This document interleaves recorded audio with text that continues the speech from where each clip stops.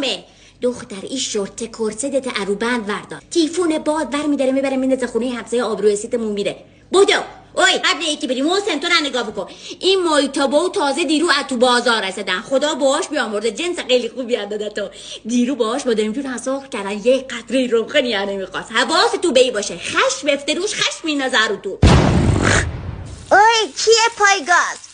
محسن کفکی رسی رو نکشی کف مایتابا. نه دو سه تا قاشق چوبی گذاشتن همونجا بکش نکرونی خرابش میکنی دختر بلند شو این لوک مثلا میرینه تو مایتابا بلند شو میمردی یه پتوی بندازی رو من همینجا خون برده کی در ظرف میشوره. نه فاطمه اسکاچ ابری استدن گو جون آدم 550 تومن مخصوص همین مایتابا. کاش اقدر که هوای این مایتابا داشتی هوای ما هم داشتی مگه من عقل ندارم خب دارم میشورمش دیگه. وا ویلا به اسب شاه گفتن یابو همچی فهمیده انیسی اصلا نخواستن این اوش بکش بده من شما خب برای من کار نمیکنی فقط برای ضرر دارین کار کردنتون به آدم نمیخوره.